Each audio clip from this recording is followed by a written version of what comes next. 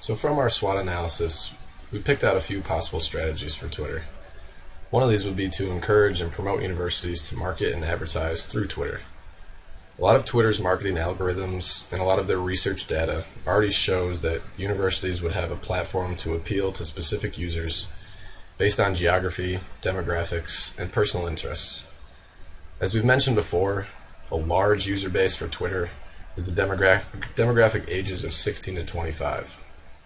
Obviously, 16, 17, 18-year-olds are the ones who have the college choice in their near future.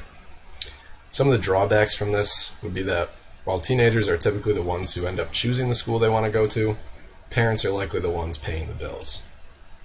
Also, there's a likelihood that users of that age, 16, 17, 18 years old, would simply just scroll through and ignore the advertisements. Another possible strategy we came up with was charging a fee for enhanced security or privacy services.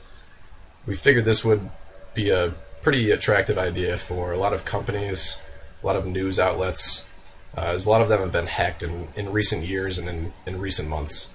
And as we know, cybersecurity is a major topic across all internet interfaces, but especially social media, as hacking is on the rise.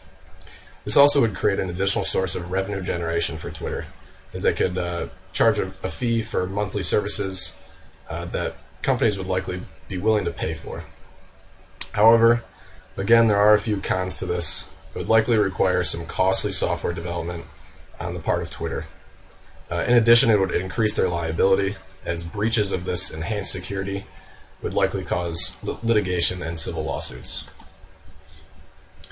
So the strategy that we've selected overall is a creation of content-specific channels. What we mean by that is channels would consist of a timeline in and of itself with posts from affiliated accounts. An example of this would be having CNN or a place like NBC and all of its local affiliates on one timeline, or ESPN and say ESPN football, ESPN baseball, and all of those associated accounts all on one timeline for users to look through on their leisure. Users would be able to subscribe and follow these channels, or if it was a specific event or topic, something like that. In addition, ordinary users wouldn't be able to post to these timelines. These would be restricted to verified accounts. Additionally, it would create another source of revenue for Twitter, as companies would likely be willing to pay a fee for this service. We've seen this with Snapchat. They do a similar service already, and we know that companies are willing to get their name out there just by having a specific channel for them to use.